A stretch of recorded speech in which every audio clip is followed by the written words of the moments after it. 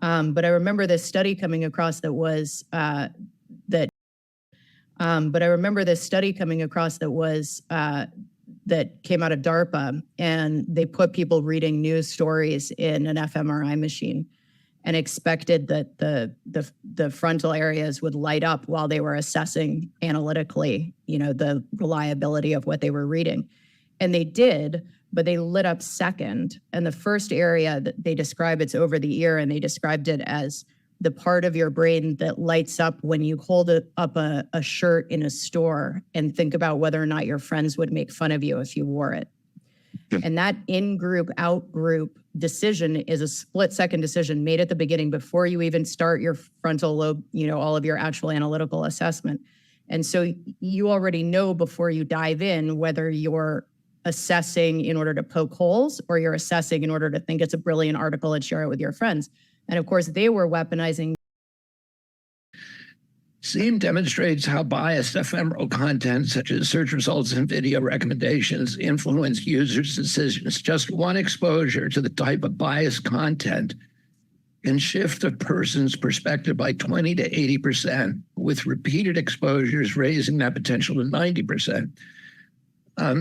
The SSE, which is the search suggestion effect, refers the impacts of search suggestions in drop-down as an online user is looking up information. Google search suggestions can shift undecided voters' opinions from a 50-50 split to almost 90-10, all without user awareness. That is terrifying, because that's really the end of democracy. How does democracy survive that? I don't think really that if you consider the free and fair election, because I mean the implication is you have one guy, Sergey Brin. It's not even the 800 people who are giving 70% of the donations, which is terrifying. One guy, the head of Google, who can decide elections. Most elections in this country could be decided by that 6%, or more. I think actually you quantify that, but yeah, it's like, you're shifting election results. I think you find in here that you can, that you can shift election results by 6.9% typically or more, right? Well, the margin that is somewhere between 4 and 16%. So 4% is the absolute bare minimum that Google alone can shift without anyone knowing, except for, of course, now we have a monitoring system in place. But that 4% is guaranteed. So if you look right now, as I did a little while ago, if you look at the numbers in the swing states right now, just survey data, you'll find, depending on what the poll is, that Trump is ahead by maybe a point or two in 3 of the 7 swing states. Harris is ahead by a point or two in 4 of the swing states. You know what that means? That means that Harris will win all 7 swing states, because that margin is well within Google's ability to control. They have absolute control. Any margin, 4% or under, 100% control. So, yeah. Let me just push back on that, because the polling already reflects Google's impact on the outcome, right? Because the attitudes have already been shifted. I would also say that the polling is manipulated by the same forces that are manipulating the news. Wow, you are smart. My God. And I've seen it in action, because it's been U.S. policy around the world for a long time in terms of intelligence monkey business in other countries' elections. You can go back and look even on CIA.gov if you go and look at the special forces and election manipulation handbooks. There are sections on polling that are still entirely redacted from the 70s and the 80s. And those are nestled next to the guide for taking over underfunded newspapers in order to provide an unidentified source of funding that then places all of the news stories that the United States government wants for the candidate of their choice. So they have always viewed both polling and manipulation of news coverage as the first wave.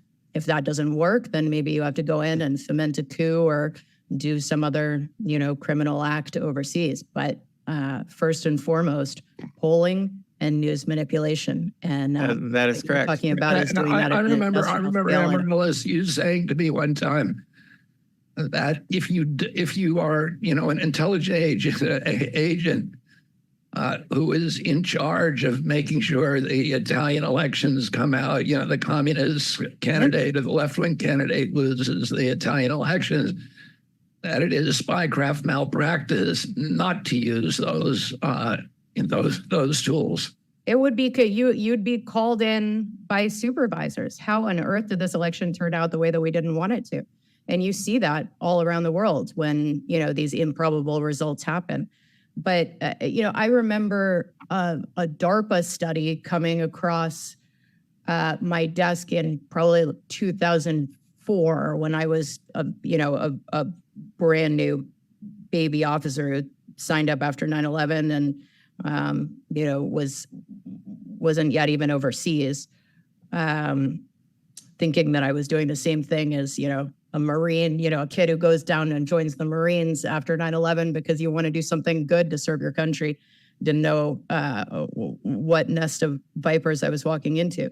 But I remember this study coming across that came out of DARPA, and they put people reading news stories in an fMRI machine and expected that the frontal areas would light up while they were assessing analytically, the reliability of what they were reading. And they did, but they lit up second. And the first area that they describe, it's over the ear, and they described it as the part of your brain that lights up when you hold up a shirt in a store and think about whether or not your friends would make fun of you if you wore it. Yeah. And that in-group, out-group decision is a split-second decision made at the beginning before you even start your frontal lobe, all of your actual analytical assessment. And so I think that's all there is. No, that is not true. I have been publishing in peer-reviewed journals. I've been publishing our discoveries on so far 10 different methods that these companies use for manipulating thinking and behavior. And it's just unbelievable. I can tell you this, that the search engine is the most powerful mind control machine that's ever existed. That when you start to type a search term, you're being manipulated from the very first character that you type. I said this at a hearing when I first testified before Congress, and Ted Cruz pulled out his cell phone and he said, "Oh yeah, show me." I said, "Fine, type the first letter in the alphabet." So he types A. I said, "Are they making any suggestions for what you should be looking at?" He goes, "Yeah." He said, "I got 5 suggestions. What are they?" I think 3 or 4 of them were for Amazon. I said, "Gee, why are they trying to send you to Amazon? You weren't looking for Amazon, were you?" He goes, "No." I said, "Because Amazon is Google's largest advertiser, and Google is Amazon's single largest source of traffic. These are business partners. They are manipulating people literally with every character that they type. It's not just search suggestions, it's the answer boxes below, it's the search results." But let me just go back to search suggestions for a second, because you'll remember that a few weeks ago, it made national news that when people were searching for information about the assassination attempt on Trump, they couldn't get anything. Google was suggesting that they look at, Abraham Lincoln and McKinley, and they wouldn't give you suggestions for learning about that assassination attempt, and that made national news. But here's the thing: that's an anecdote. That doesn't hold up in court. It's useless. But we are now preserving those search suggestions by the millions. We're preserving ephemeral content, that's what they call it in Google, that they use to manipulate people. We're preserving that by the millions. The recommendations they make on YouTube, which are 60 to 70% coming from liberal news sources, for children under 18 or or children and young people under 18, it's more like 90% of the content that they're showing people comes from liberal news sources. We're preserving